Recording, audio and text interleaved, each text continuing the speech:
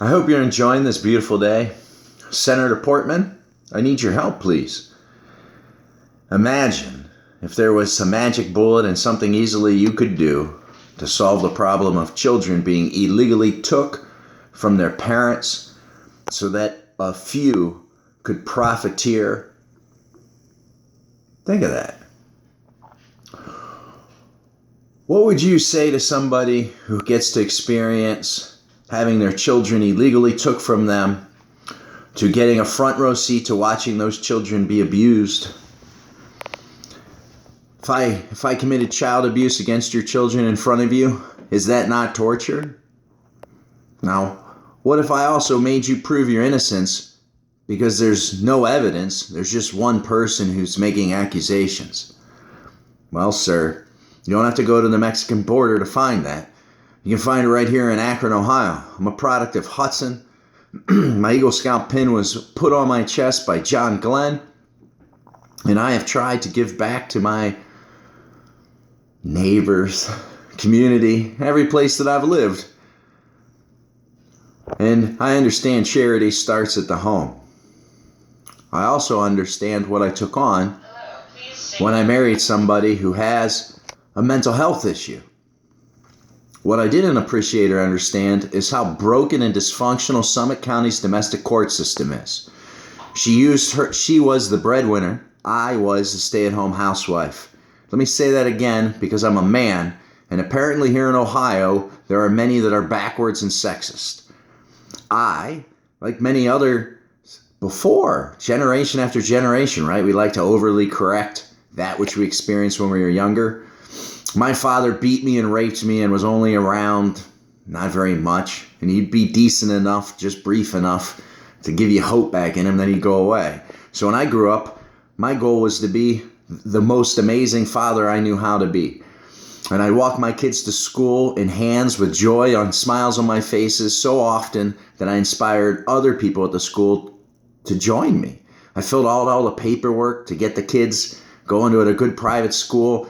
I filled out the paperwork to get the voucher, which worked, so the kids could get to a good private school. The kids were excelling so much because, you walk with your dad in your hand and you play counting games like let's count to 100 by 8. Turns out you'll learn your multiplication table super easy, right? So the teacher started tutoring my one daughter because she was exceptional and brilliant. Now 2 years later, her reading hasn't changed at all. And you want to know why? Because they were illegally took from me. I was accused of being a drug-addled alcoholic who was abusive to her and the kids with no evidence. I took no attorney to that first hearing. Why do I need an attorney? We don't have any assets. She's got a trust fund and inheritance. I don't care about the stuff. I only care about 50% of the time with my kids. The court put exclamation points after that statement and used that as an excuse to keep abusing me. At that first hearing, they took away all access to the kids, assigned child support payments, and allowed my deadbeat husband to commit spousal home abandonment, or however you want to call it. And then her attorney filed one frivolous lawsuit after another just to eat up the bucks. My first attorney was so sexist, she never pulled the paperwork at the school where my spouse signed that my job description was a stay-at-home housewife. The school wouldn't release the materials to me, only to an attorney. The same attorney that I couldn't get her to understand at the court that if a spouse, a stay-at-home housewife, can't afford an attorney, is that not the responsibility of the other to pay for? But that didn't happen. She just fired me. The next attorney took the money, met with me 3 hours, didn't tell me a court date, showed up, said I don't want to represent him, and then knocked a check for $5,000. And since the gavel has hit, and then the judge went ahead and just awarded everything, contrary to all the evidence that she has in front of her, contrary to all the knowledge she has of the case, she just awarded everything to the other attorney, to the attorney my spouse hired, because as being the most expensive attorney in the county, he was also the top donor to her campaign.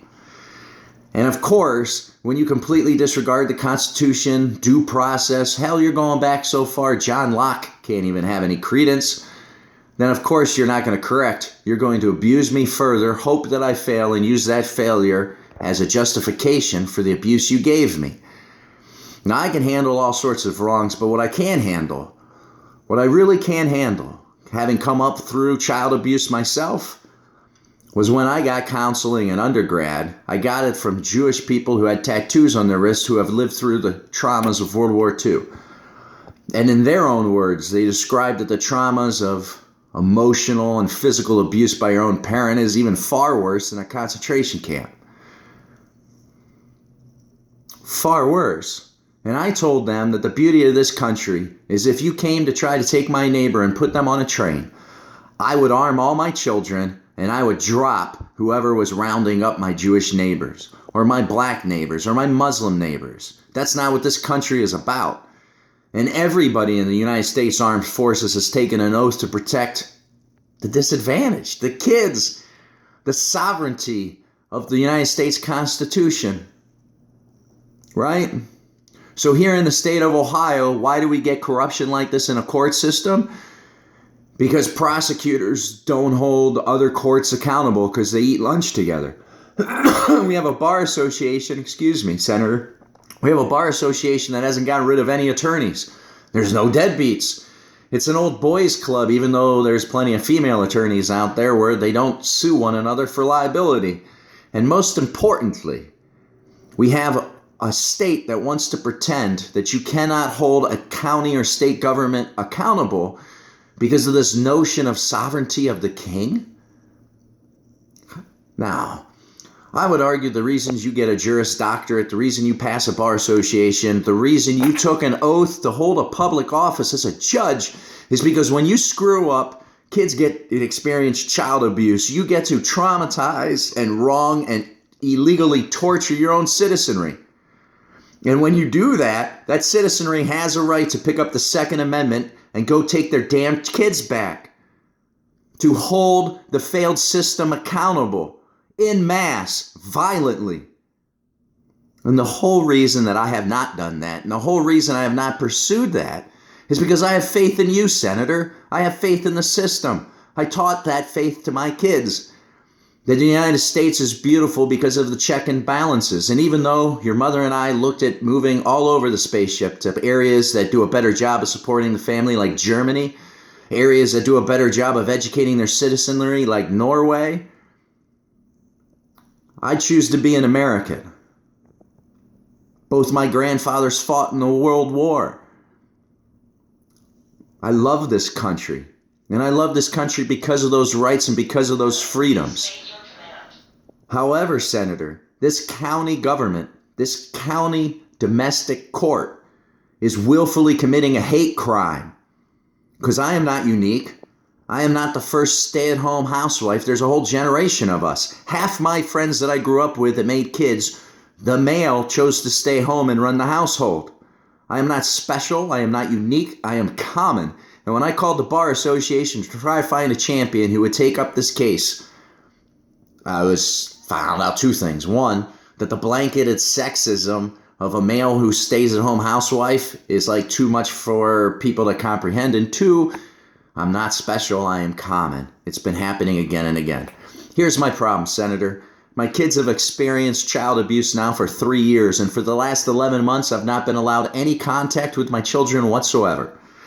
That is blatant parental alienation. Meanwhile, I've had my driver's license taken away, and now the CPSCA is moving forward on doing what? Going to incarcerate me as a deadbeat dad for not paying child support, even though I'm the stay-at-home housewife who had my water shut off. I drank water out of trash cans that I collected the water that ran off my roof when it rained. I have had my power turned off. I have had my gas turned off. I have not eaten. I have eaten only because of charities that I used to be on the other side giving as I sat on the boards for Rotary clubs, as I helped out as an officer in the Masonic lodges. And now those charities came full circle and fed me. And meanwhile, I watch my daughters fail at school, a school that I'm not being allowed to have access to the kids on, because of course, when somebody with this mental illness behaves this way, she goes on a smear campaign.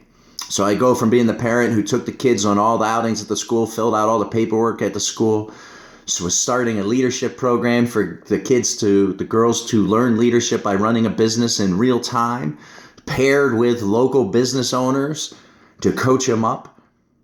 It's called Sisters Bees. The new principal was there that believed her nonsense and threw me off the campus. Senator, it's time. Now, I've put all these videos up on YouTube to show my goodwill at being transparent and at being honest. And that is, after all, the very fundamentals of our society. If our words mean nothing, there's no point in having society. And the whole point of having everything being recorded publicly at court is so that your words are dragged out in the light of day and let them stand. You understand, Senator, the amount of exposure that somebody takes on by willfully, honestly speaking and recording themselves on any subject? Look through my video channel. Look at any video that you'd like in any order that you would like, sir. I look forward to your help. It was wrong that my kids started their day being abused still. It's wrong that tonight it'll finish with them being abused. Help them. Help them to have faith in more in this country. Help me to have faith that me holding my hand and steadying my hand towards aggressive actions for 3 years was the right choice. Thank you for your time. God bless.